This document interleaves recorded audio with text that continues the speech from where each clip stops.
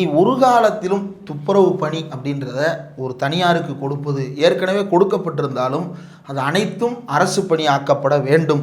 அப்படி அரசு பணி ஆக்கப்படாவிட்டால் அந்தந்த அலுவலகங்களில் அந்தந்த உயரதிகாரிகளை அந்த அலுவலகங்களை கிளீன் பண்ணிக்கிறட்டும். சானிட்டரி ஒர்க்கர்ஸ் போடாதீங்க, பிரைவேட்டா போடாதீங்க. ஏன்னா இழிவு நீக்கிறது தான் நம்முடைய நோக்கம். ஒருவர் மீது சாதி ரீதியாக மத ரீதியாக ஒருவர் மீது பூசப்பட்டிருக்கின்ற இழிவை துடைத்து எறிந்து அவர்களை மனிதராக்குவது தான் இங்க இருக்கக்கூடிய எல்லா தத்துவங்களும் முன்வைக்கின்ற ஒரே விஷயம். எல்லா தத்துவங்களும் இடது பக்கத்தில் இருக்கக்கூடிய எல்லா தத்துவங்களும் அதைத்தான் முன்வைக்கிறது. இது அதுக்கு எதிர் திசையில கொண்டு போய் நிப்பாட்டிடும் இந்த பிரைவேடைசேஷன் அப்படின்றது. அதாவது கிரேட் டி அப்படிம்பாங்க, கடைநிலை ஊழியர்கள். அதுல sweepers, scavengers, gardeners, cleaners, watchman, waterman எல்லாரும் இதுல தான் வருவாங்க. இவங்களுடைய இன்னைக்கு பேசிக் பே என்ன தெரியுமா? 15,700 ரூபாய் பிளஸ் டிஏ பஞ்சப்படி 55%, 6,000 சொச்சம். சென்னை மாதிரியான நகரத்தில் ஹவுசிங் ரெண்டல் அலவன்ஸு HRA 1,300 ரூபாய், சிட்டி காம்பன்சேட்டரி அலவன்ஸு 360 ரூபாய், மெடிக்கல் அலவன்ஸு, அதர் அலவன்சஸ் எல்லாம் சேர்த்து இன்னைக்கு ஒரு துப்புரவு பணியாளர் அரசு பணிக்கு போனார்னா 26,000 ரூபாய். இந்த 26,000 ரூபாய் அப்படி கொடுக்கறதா அப்படின்னு யோசிக்கலாம். இந்த 26,000 ரூபாய் அவங்களுடைய இழிவை துடைத்து எரிகிறது.